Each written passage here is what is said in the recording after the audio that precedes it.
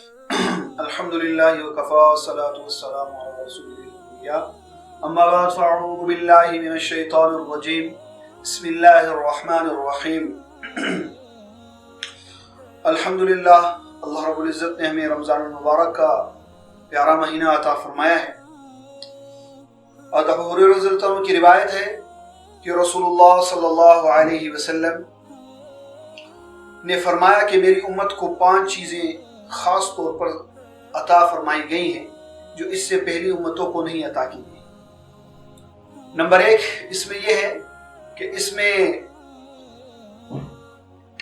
روزہ دار کی جو منہ کی بدبو ہے وہ اللہ رب العزت کو مشک سے زیادہ پسند ہے۔ اور دوسری چیز جو عطا فرمائی گئی ہے کہ اس کے لیے جو ہے سمندر کی جو مچھلیاں ہیں وہ اس کے لیے دعائے مغفرت کرتی ہیں جو افطار تک کرتی رہتی ہے۔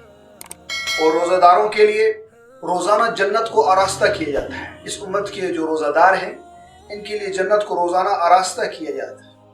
اور اللہ رب العزت خود فرماتے ہیں کہ ان قریب میرے نیک بندے خود سے مشقتوں کو دور کرتے ہوئے تیرے اندر آنے والے ہیں۔ اور اس کے اندر سرکش شیاطین کو قید کر دیا جاتا ہے۔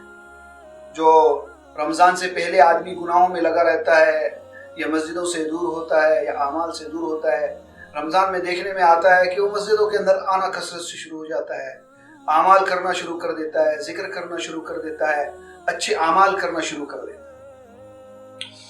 اور آخری جو چیز اس کو ملتی ہے، 5ویں چیز جو اس کو ملتی ہے کہ رمضان کی جو آخری رات ہے اس میں روزہ داروں کی مغفرت کا فیصلہ کیا جاتا ہے۔ یعنی جو رمضان کی جو آخری تاریخ ہوتی ہے، آخری رات ہوتی ہے، اور جس میں ہم لوگ جو ہے گھومنے پھرنے میں اور خوشیاں منانے میں، جسے چاند رات بھی کہہ لیں، اس میں لگے رہتے ہیں، اس میں اللہ رب العزت مغفرت فرماتے ہیں انسان۔ تو صحابہ نے عرض بھی کیا، یا رسول اللہ یہ مغفرت شب قدر کی ہے؟ تو حضور پاک صلی اللہ علیہ وسلم نے ارشاد فرمایا کہ نہیں، یہ شب قدر کی نہیں ہے، بلکہ دستور یہی ہے کہ مزدور کو جب وہ مزدوری پوری کر لے اس وقت اس کا جو ہے اس کو مزدوری دی جاتی ہے۔ اسی طرح رمضان میں بھی جب رمضان گزر جاتا ہے، پورا ہو جاتا ہے، جب چاند رات ہوتی ہے، اس رات میں اس کی مغفرت کی جاتی ہے۔ تو اب پہلی چیز جو ہمیں بیان فرمائی گئی ہے، حضور پاک صلی اللہ علیہ وسلم نے بیان فرمائی، روزہ دار کی منہ کی بو۔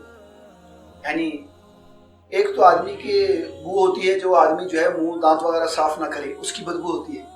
یہ وہ بدبو نہیں ہے، بلکہ یہ بدبو وہ بدبو ہے جو معدے سے اٹھتی ہے، اور معدے سے اٹھ کر یہ منہ کے اندر آتی ہے۔ اور معدے میں بدبو اس وجہ سے پیدا ہوتی ہے کہ معدہ خالی ہوتا ہے۔ جب معدہ خالی ہوتا ہے تو اس سے بو آتی ہے۔ اب یہ بدبو، حالانکہ یہ بری بدبو والی چیز اللہ جو صاف ہے، پاک چیزوں کو پسند فرماتے ہیں، لیکن اس جگہ میں اللہ پاک کو اس روزے دار کی منہ کی بدبو اچھی لگتی ہے، اس وجہ سے کہ یہ اللہ کے حکم کو پورا کرتا ہے اور اللہ کے حکم کی وجہ سے بھوکا رہتا ہے۔ اس وجہ سے یہ اللہ پاک جو ہے قیامت کے دن اس کو روزہ دار کو ایسی خوشبو عطا فرمائیں گے جو مشک سے بھی زیادہ اعلیٰ ہوگی اور اونچی ہوگی۔ اب ایک بات ذہن میں یہ بھی رکھ لیں کہ اگر کوئی آدمی کہے کہ میں دانت مسواک وغیرہ کروں، مسواک کا مسئلہ بھی اس میں آئے کہ روزے کے اندر بعض حضرات پوچھتے بھی رہتے ہیں کہ مسواک کرنا کیسا ہے۔ روزے میں مسواک، حدیث شریف میں آتا ہے کہ حضور پاک صلی اللہ تعالیٰ علیہ وسلم روزے میں کثرت کے ساتھ مسواک کرنے والے تھے۔ تو روزے سے جو بدبو ختم ہوتی ہے وہ منہ کی بدبو ختم ہوتی ہے، معدے کی بدبو ختم نہیں ہوتی، اس لیے کثرت کے ساتھ مسواک کرنا چاہیے۔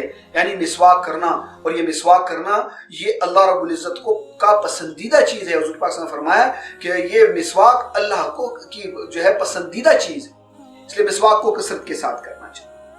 اور تیسری چیز جو ہے حضور پاک صلی اللہ علیہ وسلم نے جو فرمائی ہے کہ روزہ دار کے لیے دعا۔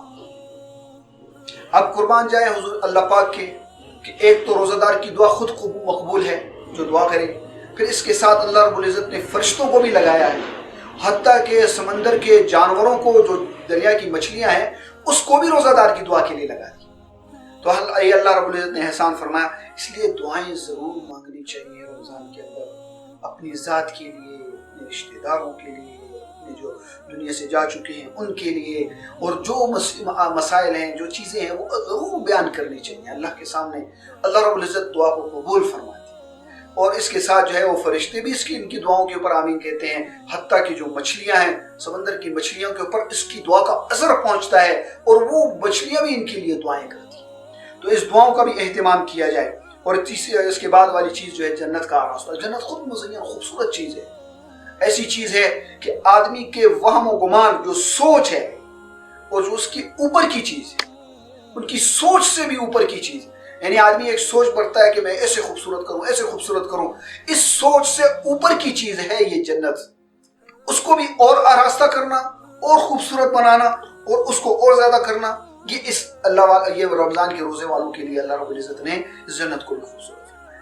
اور اس کی بات پہلے بھی کہہ دیا، سرکش شیاطین قید ہو جاتے ہیں۔ یہ تو ہمارے جو ہے نگاہ میں آتا رہتا ہے کہ لوگ جو ہیں جتنا بھی جو ہے دنیا دار ہو، جتنا بھی دنیا میں لگا ہو، وقت نکال کر ضرور بضرور جو ہے وہ اللہ رب العزت کی عبادت میں لگ جاتا ہے، مسجدیں جو ہے وہ بھر جاتی ہیں، اعمال جو ہے وہ شروع ہو جاتی ہیں۔ اور آخری چیز جو ہے وہ اللہ رب العزت نے جو ہمیں عطا فرمائی ہے وہ حدیث شریف کے مطابق، وہ ہمیں جو ہے وہ رات، جو بہت ہی قیمتی رات ہے، عبادت کی رات ہے، جو اس رات کو زندہ کرتا ہے، اللہ رب العزت اس کو جو ہے اونچے درجات عطا فرماتے ہیں۔ ٹھیک ہے، ہم موج و مستی میں لگ جاتے ہیں، خاص طور پہ جسے چاند رات کہتے ہیں، اس چاند رات کے اندر ہم موج و مستی کے اندر چلے جاتے ہیں، اور مستیوں میں چلے جاتے ہیں، خریداریوں میں لگ جاتے ہیں، حالانکہ یہ رات عبادت کی رات ہے، اور اللہ سے مانگنے کی رات ہے۔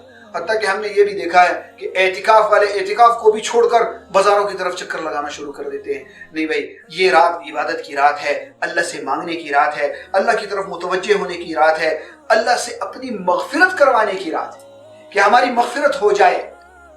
بھائی ایک آدمی کی مغفرت ہو گئی تو ہمیشہ ہمیشہ کے لیے جنت میں جائے گا۔ تو اس لیے اپنے آپ کو جو ہے ہم نے مغفرت والی رات میں لگانا ہے، اور اللہ رب العزت سے اپنے آپ کو مانگنا ہے۔ اللہ پاک ہمیں آپ کو ان چیزوں پر عمل کرنے کی توفیق عطا فرمائے، اور پورے رمضان کے فائدے اٹھانے کی توفیق عطا فرمائے۔ وآخر دعوانا الحمدللہ رب العالمین۔